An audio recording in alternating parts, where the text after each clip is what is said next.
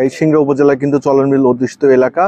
এই এলাকায় আমাদের যে বর্ষা মৌসুমে কিন্তু চলন বিল এলাকা প্লাবিত হয় এবং এই প্লাবনের সাথে সম্পর্কিত কিন্তু আমাদের যে দেশীয় মৎস্য, সেই দেশীয় মৎস্য যে শস্য যে ভাণ্ডার, সেটি কিন্তু আমাদের এই বর্ষায় যে প্লাবন হয়, এই প্লাবনেই মাছের যে আমাদের বংশবৃদ্ধি সহ যে তাদের মা মাছের যে ডিম দেওয়া, সেটি কিন্তু সংগঠিত হয়ে থাকে।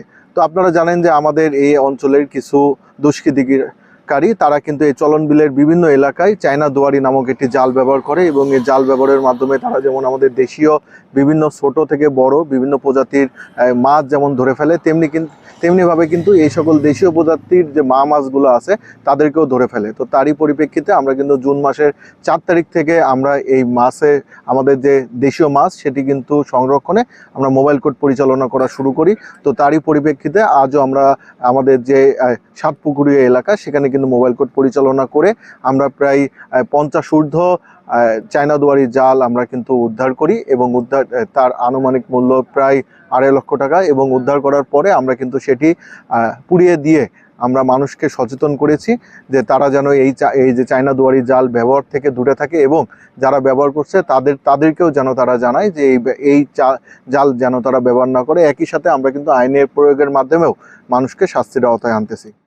শস্য এবং মৎস্য ভাণ্ডার ক্ষেত্র আমাদের এই চলন বিলে নতুন পানি আসার সাথে সাথে কিছু অসাধু ব্যক্তি মা মাছ এবং পোনা মাছ নিধনের জন্য অসাধু উপায়ে এই নিষিদ্ধ চায়না দুয়ারি জাল ব্যবহার করছে।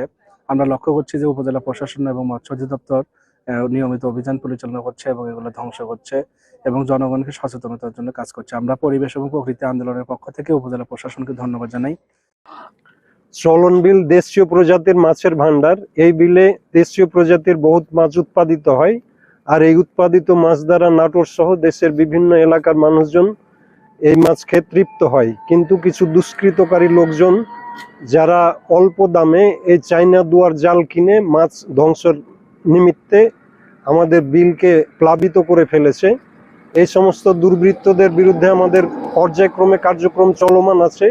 আজকে প্রায় 50টি আমরা চায়না দুয়ার জাল আটক করেছি এবং উক্ত জালের মূল্য প্রায় 2.5 লক্ষ টাকা।